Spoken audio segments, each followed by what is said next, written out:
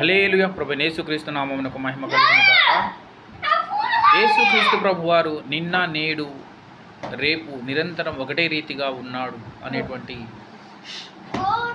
భావము మనకు బైబిల్ గ్రంథం.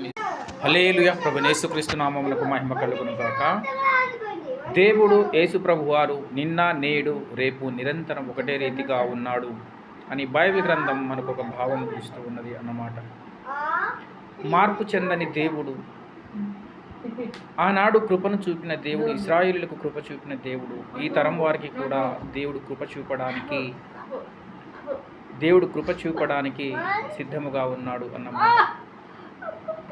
దేవుడు కాలమై ఉన్నవాడు, తానే కాలమై ఉన్నవాడు అన్నమాట. ఆది మధ్యాంతరహితుడు, ఆల్ఫా ఒమేగా అయి ఉన్నవాడు అన్నమాట. దేవుడే కాలం, ఆల్ఫా ఒమేగా, ఆది అంతము తానే అయి ఉన్నవాడు అన్నమాట.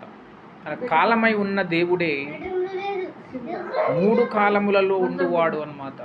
వర్తమాన, భూత, భవిష్యత్ కాలములలో ఉండువాడు ఆయన. దేవుడు రక్షించడానికి, కృప చూపడానికి, ప్రేమించడానికి గత కాలంలో ఏ విధముగా అయితే ఆయన కృప చూపాడో అదే విధముగా ఈ కాలంలో కూడా కృప చూపడానికి దేవుడు అలాగే ఉన్నాడు అన్నమాట. ఆనాటి ప్రజలకు దేవుడిచ్చిన కృప ఈ తరం ప్రజలకు కూడా దేవుడు కృపనివ్వడానికి సిద్ధముగా ఉన్నాడు. కనుక ఆయన యొక్క మంచితనాన్ని మనము నమ్మాలి, దేవుని యొక్క తత్వమును మనము నమ్మాలి. దేవుని తత్వం ఏమిటి? ఆయన సర్వాధికారి అయిన దేవుడు, సర్వశక్తిమంతుడు అన్నమాట. కాలమై ఉన్నవాడు, నిరంతరము ఒకటే రీతిగా ఉండే దేవుడు అన్నమాట. దేవుడు మన కొరకు రక్షణను సిద్ధపరిచాడు. ఆ రక్షణను గనుక మనం పొందగలిగితే దేవునికి మనకు మధ్య సంబంధము అనేది ఆరోగ్యవంతముగా ఉంటుంది అన్నమాట.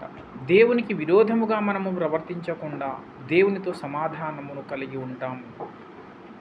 దేవుడు పాపమును చూసి సహించే దేవుడు కాదు, ఆయన పాపమును చూసి సహించడు అన్నమాట. ప్రతి వ్యక్తిలోనూ పాపమును ఆయన అసహించుకుంటాడు. అందుకే దేవునితో సమాధానం అవసరం, దేవుని కృప మనకు అవసరం అన్నమాట. నిన్న నేడు నిరంతరము, నిన్న నేడు రేపు ఒకే రీతిగా ఉండు దేవుడు. ఆనాడు పాపమును అసహించుకున్న దేవుడు ఈనాడు కూడా పాపమును అసహించుకుంటాడు. కాలమై ఉన్నవాడు మనకిస్తున్న కృపను, దయా సంకల్పంలోనికి మనము రావాలి అని ఆయన కోరుతూ ఉన్నాడు. కనుక ఆయన యందు విశ్వాసం ఉంచండి,